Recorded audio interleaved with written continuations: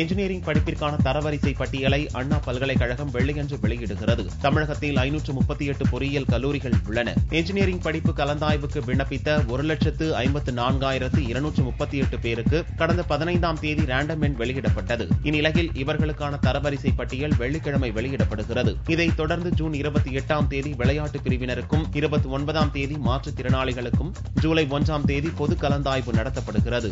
தமிழகத்தில் மருத்துவ படிப்பிற்கான கலந்தாய்வு வெள்ளியன்று துவங்குகிறது. இதற்கான ரேண்டம் எண் கடந்த 11ஆம் தேதியும் தரவரிசை பட்டியல் 15ஆம் தேதி வெளியிடப்பட்டது. இந்நிலையில் சிறப்பு பிரிவினருக்கான கலந்தாய்வு பல்நோக்கு மருத்துவமனை வளாகத்தில் வெள்ளிக்கிழமை துவங்குகிறது. இதனிடையே கலந்தாய்வை நடத்த தடை கோரிய வழக்கில் கலந்தாய்வு நடத்த தடை விதிக்க முடியாது என்றும் அதன் முடிவுகளை வெளியிட சென்னை உயர்நீதிமன்றம் தடை விதித்து உத்தரவிட்டுள்ளது.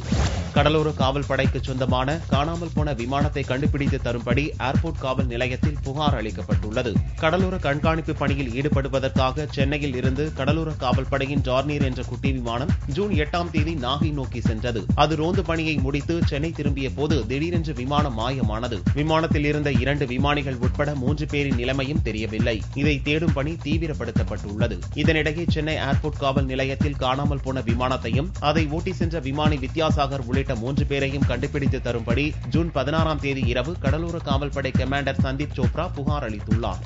இஸ்லாமியர்களின் புனித ரமலான் மாதம் வெள்ளிக்கிழமை தொடங்கியது. ஏழைகளின் பசி, சகோதரத்துவம் உள்ளிட்டவற்றை உணரும் வகையில் இறை தூதரின் கட்டளையின்படி ரமலான் நோன்பை இஸ்லாமியர்கள் கடைபிடிக்கிறார்கள். அந்த வகையில் 1 மாத கால கடைபிடிக்கப்படும் ரமலான் நோன்பு வெள்ளிக்கிழமை தொடங்கியது. இதனை முன்னிட்டு மசூதிகளில் சிறப்பு தொழுகை நடந்தது.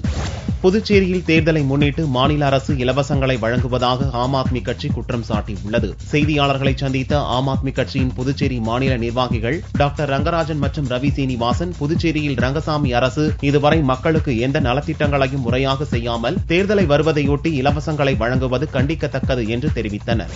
வேளாண் அதிகாரி முத்துக்குமாரசாமியை தற்கொலைக்கு தூண்டிய வழக்கில் முன்னாள் அமைச்சர் அக்ரி கிருஷ்ணமூர்த்தியின் உதவியாளர் கோர்ட்டில் ஆஜராகி சாட்சியம் அளித்தார். சிபிசிஐடி போலீசார் விசாரணையில் உள்ள இவ்வழக்கில் அதிமுக மாஜி அமைச்சர் அக்ரி கிருஷ்ணமூர்த்தி, தலைமை பொறியாளர் செந்தில் ஆகியோர் கைதாகி சமீபத்தில் ஜாமீன் பெற்றனர். சங்கரன் கோவில் கோர்ட்டில் சாட்சியங்களின் வாக்குமூலத்தை பதிவு செய்யும் பணி நடந்து வருகிறது. இதனிடையே அக்ரி கிருஷ்ணமூர்த்தியின் உதவியாளரான பாண்டியன் கோர்ட்டில் ஆஜராகி சாட்சி அளித்தார்.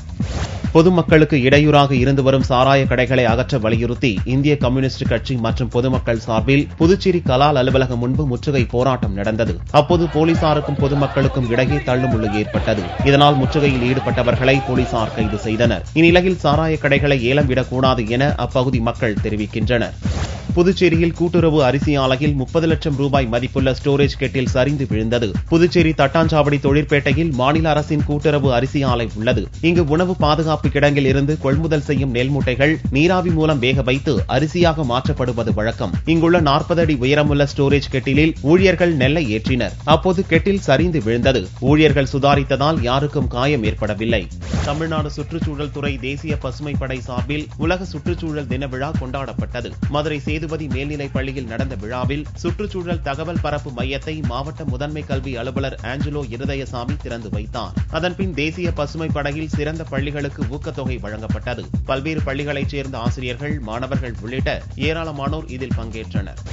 செஞ்சியை அடுத்த சிங்கவரம் ரங்கநாதர் கோவிலில் 80 ஆண்டுகளுக்கு பிறகு நடந்த திருத்தேர் வடம் பிடித்தல் நிகழ்ச்சியில் ஆயிரக்கணக்கானவர்கள் பங்கேற்றனர். விழுப்புரம் மாவட்டம் செஞ்சியை அடுத்த சிங்கவரத்தில் மலை மீது 700 ஆண்டுகள் பழமையான பல்லவர் கால ரங்கநாதர் கோவில் உள்ளது. பிரசித்தி பெற்ற இக்கோவிலில் இருந்த தேர் கடந்த 80 ஆண்டுகளுக்கு முன்பு சிதிலமடைந்தது. இந்நிலையில் இந்து சமய அறநிலையத்துறையினரின் உதவியுடன் 60 லட்சம் ரூபாய் மதிப்பில் 41 அடி உயரத்தில் புதிய தேர் வடிவமைக்கப்பட்டு திருத்தேர் வடம் பிடித்தல் நிகழ்ச்சி வியாழனன்று விமர்சையாக நடைபெற்றது.